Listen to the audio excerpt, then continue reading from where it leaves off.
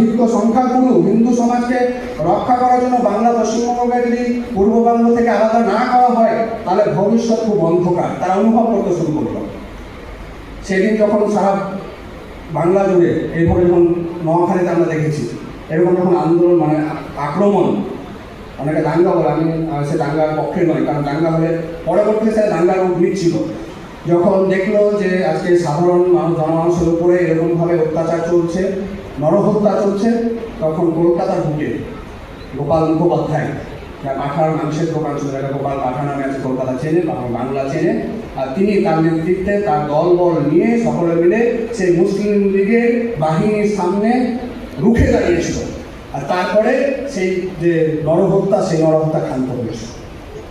একদিকে গোপাল মুখোপাধ্যায়ের নেতৃত্বে একটা বড় অংশ সশস্ত্রভাবে তার প্রতিবাদ করেছে, অন্যদিকে বাংলার সুশীল সমাজ, সেই সময়কার বিশিষ্ট ব্যক্তি যাদের নাম বললাম, নাথানলাল বন্দ্যোপাধ্যায় থেকে শুরু করে, যদুনাথ সরকার থেকে শুরু করে, মেঘনাথ সাহা থেকে শুরু করে, বিধানচন্দ্র রায় থেকে শুরু করে, সকলে আর আন্দোলনের আর এই আন্দোলনের নেতৃত্ব সেই সময় দিয়েছিলেন শ্যামাপ্রসাদ মুখার্জি।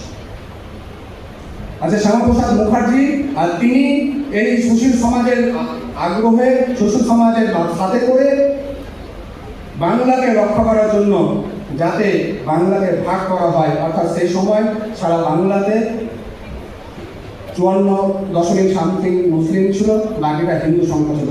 তো সেই সময় ভারতবর্ষের কংগ্রেস মূলত নেতৃত্বে ছিল, আর কংগ্রেস কমিটির যে অল ইন্ডিয়া কমিটি, আর সেই কমিটিকে বিধানচন্দ্র রায় আর সেই সময় গিয়ে বোঝাতে সক্ষম হয়েছিল যে যেভাবে আজকে গ্রেট ক্যালকাটা ক্লিন আমরা দেখলাম, এরকম যদি আমরা বাংলাকে ভাগ না করি, সংখ্যাধিক্য হিন্দু সমাজকে আলাদা রাজ্য না দিই, আলাদাভাবে না রাখি, তাহলে আগামী দিতে এই ঘটনার রিপিটেশন বারে বারে হবে।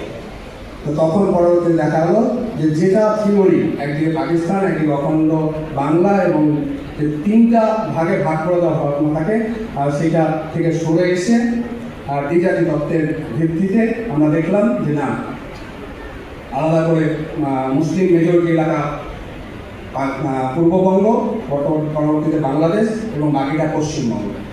এই পশ্চিমবঙ্গ আলাদা এমনি হয়নি। তার জন্য শ্যামাপ্রসাদ মুখার্জি সবাইকে নিয়ে দিল্লির রাজপথে বড় সভা করেছেন। সেখানে তার বক্তব্যের মাধ্যমে এই বিষয়টা সারা ভারতবর্ষ নয়, সেটা আন্তর্জাতিক ক্ষেত্রে তুলে ধরেছিলেন। এবং পরবর্তীতে আমরা দেখলাম যে 1947 সালে 20 তারিখে কলকাতার তারকেশ্বরে, কয়েকদিন আগে 20 তারিখে যেখানে প্রধানমন্ত্রী এসে সভা করলেন, সেইখানে সভা মঞ্চে কলকাতার বিশিষ্ট 6 ব্যক্তি তাদেরকে ডাকা হলো। আর সেইখানে শ্যামাপ্রসাদ মুখার্জির যে বক্তব্য, বাংলাকে ভাগ করার পক্ষে যে যুক্তি, আর সেই যুক্তি সমস্ত সুশীল সমাজের সমস্ত জনমানুষকে প্রেরণা দিয়েছিল, উদ্বুদ্ধ করেছিল। আর তারপরে প্রায় 2000-এর বেশি সারা পশ্চিমবঙ্গ এবং ভারতবর্ষ জুড়ে পশ্চিমবঙ্গকে রক্ষার জন্য, অখণ্ড পশ্চিমবঙ্গ স্বাধীন অঙ্গরাজ্য হিসাবে ভারতবর্ষের সাথে যুক্ত করার জন্য আন্দোলন শুরু হলো। আর সেই আন্দোলনের দ্বারা প্রভাবিত হয়ে অবশেষে আমরা দেখলাম যে বাংলার যে বিধানসভা, আর সেই বিধানসভাতে 58-21 ভোটে পশ্চিমবঙ্গের পক্ষে আমরা রায় দেখলাম, এবং পশ্চিমবঙ্গের জন্ম হলো। এই যে পশ্চিমবঙ্গের উদ্ধারকর্তা, তিনি ছিলেন, তার সর্বাগ্রে ছিলেন, উপরে ছিলেন শ্যামাপ্রসাদ মুখার্জি। তার জন্যই আজকে আমরা এখানে সভাগৃহে বসে আর তাকে নিয়ে আলোচনা চর্চা করতে পারছি। যে মালদাতে আমরা বসে আছি, সেই মালদাও শেষের দিকে 2 দিন, আর বাংলাদেশের এখানে তখন তো পাকিস্তানের পতাকা মালদাতে উঠেছে। 2 দিন পরে আমরা মালদা আর সেই স্বাধীন ভারতের অঙ্গ হিসাবে যুক্ত হয়েছি। তার পেছনেও শ্যামাপ্রসাদ মুখোপাধ্যায়ের একটা বড় অবদান ছিল। এটা হলো পশ্চিমবঙ্গের ক্ষেত্রে তার যে অবদান, তার যে কর্তৃত্ব বা তার ভূমিকা, শুধু পশ্চিমবঙ্গ নয়, আজকে সারা ভারতবর্ষের আগামী দিশা দশা ঠিক করণে বলা হচ্ছে এই শ্যামাপ্রসাদ মুখার্জি। সেই সময় যখন দেশ ভাগ হয়ে গেল ধর্মের ভিত্তিতে, তখন আমরা দেখলাম যে ভারতবর্ষের মুকুট কাশ্মীর, আর সেই কাশ্মীরের জন্য আলাদা করে সংবিধান, আলাদা করে সেখানকার মুখ্যমন্ত্রী, সেখানকার শাসন ব্যবস্থা আলাদাভাবে পরিচালিত হবে। এইটা দেখার পর শ্যামাপ্রসাদ মুখার্জি আর তার দিলেন এক দেশে এক বিধান থাকবে, এক শাসন থাকবে, এক আইন থাকবে। এক দেশে দুই বিধান দুই শাসন থাকতে পারে না। আর সেই জন্য তিনি পরবর্তীতে আমরা দেখলাম কাশ্মীরকে উদ্ধার করার জন্য, কাশ্মীরকে ভারতবর্ষের অখণ্ড অংশ হিসাবে প্রতিষ্ঠিত করার জন্য এক বিধান এক নিশান এক শাসনের সামনে রেখে সেখানে অভিযান শুরু করলেন, কাশ্মীরে গেলেন। সে সময় সারা ভারতবর্ষে কংগ্রেসের নেতৃত্ব চলছিল। প্রধানমন্ত্রী জওহরলাল নেহরু তিনি জানতেন যে শ্যামাপ্রসাদ মুখার্জি ওখানে গেলে তাকে গ্রেপ্তার করা হবে, তাকে আশ্বস্ত করা হয়েছিল যে না, গ্রেপ্তার করা হবে না, এরকম একজন ব্যক্তিত্বকে গ্রেপ্তার করা হবে না। কিন্তু পরবর্তী আমরা কি দেখলাম, তিনি যখন কাশ্মীরে গিয়ে বর্ডার ক্রস করছেন সে সময় কাশ্মীরের পুলিশ তাকে গ্রেপ্তার করলো। গ্রেপ্তার করে সেখানে কারাগারে বন্দি করা হলো। কিন্তু কারাগারে বন্দি করলে সমস্ত কিছু সবার সামনে থাকবে, তো সেজন্য তাকে কি করা হলো, পরবর্তী দেখলাম কারাগারে বন্দি না রেখে তাকে দূরে, সেখান থেকে দূরে শ্রীনগরে এক ছোট্ট কুটিরে আর তাকে রাখা হলো ছোট্ট জায়গায়। 2 মাসের জন্য তাকে বন্দি করা হলো। তো সেই বন্দি থাকাকালীন অবস্থায় তার উপরে যে বিষয়গুলো নেমে এসেছে, যা এখনো অজানা, এখনো যা সবার সামনে আসেনি, তার সব রকমের শুশ্রূষা দেখাশোনা সেবা করার জন্য যে ব্যবস্থা, সেটা পর্যাপ্ত ছিল না। 20 তারিখে তিনি অসুস্থ হয়ে পড়লেন। তার যে ট্রিটমেন্ট, তার চিকিৎসা, আর তাদের পারিবারিক যে ডক্টর তিনি ছিলেন বিধান চন্দ্র রায়, আরেকজন বাংলার রূপকার, তিনি তার সব রকমের চিকিৎসা করতেন পারিবারিক। তো তিনি যখন শুনলেন শ্যামাপ্রসাদ মুখার্জি অসুস্থ হয়ে পড়েছিলেন, তো তাকে চিকিৎসা করার জন্য তিনি সেখানে গেছেন। তাকে সেখানে অ্যালাউ করা হয়নি, তাকে প্রবেশ দেওয়া হয়নি। মা একটার পর একটা চিঠি লিখেছেন আমার সাথে কথা বলার জন্য, বার্তা বলার জন্য, সে আমার শরীর কেমন আছে জানার জন্য। সমস্ত চিঠিকে আর শ্যামাপ্রসাদের কাছে আর পৌঁছানো হয়নি। শ্যামাপ্রসাদের ট্রিটমেন্ট চলছিল, তার হার্টের একটা সমস্যা ছিল, তার জন্য যে সমস্ত ওষুধ তার কাছে নিষিদ্ধ ছিল, আর সেই সমস্ত ওষুধকে তাকে প্রয়োগ করা হয়েছে। আর এরকম ভাবে আমরা সবাই তার মৃত্যু নেওয়ার কথা বলছি, কিন্তু সেটা একেবারে প্রি প্ল্যান মার্ডার ছিল। আজকে সেই সময় রাজনীতি, সামাজিক পরিবেশ পরিস্থিতির আমরা একটু অধ্যয়ন করি, তাহলে দেখবো যে একটা পরিবার বা একটা দলের কিছু নেতৃত্ব কীভাবে ক্ষমতাকে নিজের হাতে রাখার জন্য, কুক্ষিগত করার জন্য সেই সময় শ্যামাপ্রসাদের মতো যারা ব্যক্তিত্ব, যাদের সারা ভারতবর্ষব্যাপী খ্যাতি ছিল, এরকম ব্যক্তিত্বকে কোনো মতে সামনে এগোতে দেওয়া হয়নি। শুরু থেকে তার প্রতি অন্যায় অবিচার করা হয়েছিল। সে শিক্ষা জগতের একজন বিশিষ্ট ব্যক্তি ছিল, কিন্তু তাকে পরবর্তীতে কি করা হলো, শিল্পমন্ত্রী হিসাবে দায়িত্ব দেওয়া হলো। সে সময় যোগ্য শিক্ষামন্ত্রী হিসাবে তিনি ছিলেন, কিন্তু তিনি শিল্পমন্ত্রী হিসাবেও নিজের ফার্স্ট বয় হিসাবে প্রমাণিত করেছিলেন। আজকে যার অবদান পশ্চিমবঙ্গের ক্ষেত্রে আমরা দেখছি। শুধু তখন নয়, পরবর্তীতেও যাতে সে জায়গা না পায়, তাকে মর্যাদা দেওয়া না হয়, মানুষ যাতে তাকে ভুলে যায়, তো তাকে সব রকমভাবে দাবিয়ে রাখার একটা প্রচেষ্টা থাকে। শুধু তাকে নয়, আজকে আমরা জানি যে ভারতবর্ষের স্বাধীনতার ক্ষেত্রে নেতাজি সুভাষচন্দ্র বোসের কতটা অবদান। আসে সুভাষচন্দ্র বোস, তাকে বর্তমান ভারতের প্রথম প্রধানমন্ত্রী হিসাবে আখ্যা দেওয়া হয়েছে, আর তাকে পর্যন্ত তার বিভিন্ন রকমের কর্মকৌশল থেকে বিরত রাখা, তাকে সব রকমভাবে দাবিয়ে দেওয়ার জন্য একটা নির্দিষ্ট রাজনৈতিক দলের কিছু সংখ্যক ব্যক্তি নেতৃত্ব বা কর্তৃত্ব তারা করেছিল। নেতাজি সুভাষচন্দ্রের যে আমরা তার মৃত্যু যে ঘটনা, সেটা আমরা জানি, এখনও সেটা সবার কাছে অজানা। কিন্তু একই রকমভাবে শ্যামাপ্রসাদ মুখার্জি যেভাবে সে সময় উঠে আসছিলেন, আগামী দিনে ভারতবর্ষের ভাগ্য বা ভারতবর্ষের শাসন তার সাথেই যেতে চলেছে, এটা সে সময় নেহরু থেকে শুরু করে সে সময় কিছু ব্যক্তিত্ব, স্বার্থের বেশি নেতারা সেটা অনুভব করেছেন। তার জন্য তাকে প্রি প্ল্যান মার্ডার করা হয়েছে। তিনি সেই আজকের দিনে 23 তারিখে আমরা দেখলাম তার শেষ নিঃশ্বাস ত্যাগ করল। তার যথাযোগ্য চিকিৎসা ব্যবস্থা পাওয়া হলো না। তার শবদেহ সেখান থেকে নিয়ে আসা হচ্ছে কলকাতায়।